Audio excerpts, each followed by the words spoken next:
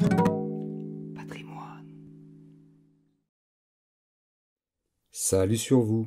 En quête de patrimoine, découvrons notre histoire. La vie des saints. 19 août, nous fêtons la Saint-Alexandre. La ville de Comane, dans le Pont, ayant à se choisir un évêque, invita saint Grégoire le thaumaturge, évêque de Néo-Césarée, considéré comme un oracle dans toute la contrée, à présider cette élection. Au jour fixé, les principaux habitants s'assemblèrent sous la présidence de l'illustre prélat. Ils cherchaient pour cette dignité le plus noble, le plus éloquent, le plus distingué, un autre Grégoire si c'était possible. Vous ne devez point, leur observa le saint, exclure de votre choix les plus humbles et les plus pauvres. L'Esprit Saint souffle où il veut. Si vous voulez choisir parmi les artisans, lui répondit en raillant un des magistrats, prenez Alexandre le charbonnier. Et qui est cet Alexandre? Répondit Grégoire. On lui amena un homme mal vêtu, tout noirci par la poussière de charbon. Chacun se mit à rire. Mais le charbonnier n'était point interdit. Grégoire le prit à part, et après avoir longuement conféré avec lui, il rentra seul dans l'assemblée et prêcha sur les qualités nécessaires à un évêque. Il parlait encore lorsqu'on introduisit un homme revêtu des ornements pontificaux. C'était Alexandre le charbonnier. Il attira tous les regards. On était émerveillé de la beauté de son visage, de la gravité modeste de son maintien. « Ne vous étonnez pas, dit saint Grégoire, vous vous étiez trompé en jugeant selon le sens.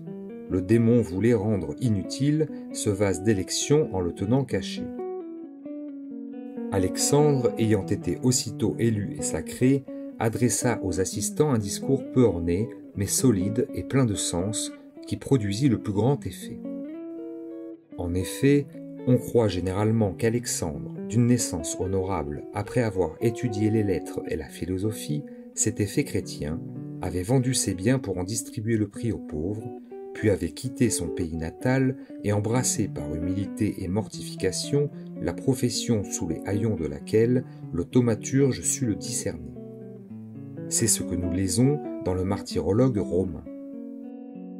Quoi qu'il en soit, le charbonnier, devenu évêque, gouverna sagement son Église et souffrit le martyre par le feu dans la persécution de Dèce en 250.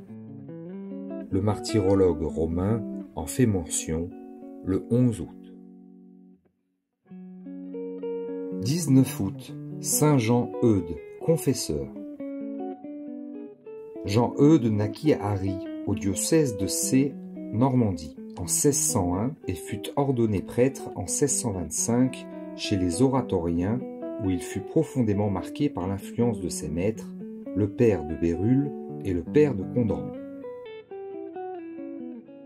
Après avoir prêché de nombreuses et fécondes missions, il se dévoua au service des pestiférés à Caen en 1631, puis se détacha des oratoriens pour fonder la Congrégation des prêtres de Jésus et de Marie, plus connue sous le nom d'Eudistes, qui joignent à l'œuvre des missions populaires, celle de la réforme du clergé par les séminaires. Pour respirer la piété dans les âmes, il faut d'abord travailler à obtenir des prêtres pieux et zélés. En 1644, il fonde la congrégation de Notre-Dame de Charité pour les filles repenties.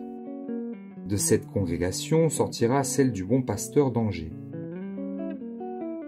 Saint Jean-Eudes est avant tout connu comme le père, l'apôtre et le docteur des Sacrés-Cœurs de Jésus et de Marie, Saint Pie X. Il nous a laissé de nombreux livres de spiritualité qui favorisent cette dévotion. En 1644, il institua chez ses fils la fête du Cœur de Marie et en 1672 celle du Sacré-Cœur de Jésus, devançant de plus d'1 an les grandes révélations de Paray-le-Monial. Il fut durement combattu par les jansénistes et rendit son âme sacerdotale à Dieu en 1680 à Caen. La dévotion au Saint-Cœur est très efficace pour favoriser la vie intérieure, car l'esprit de ce culte consiste dans la participation et la conformité aux dispositions que Jésus et Marie avaient envers Dieu au temps de leur vie mortelle et qu'ils ont conservé dans la gloire du ciel.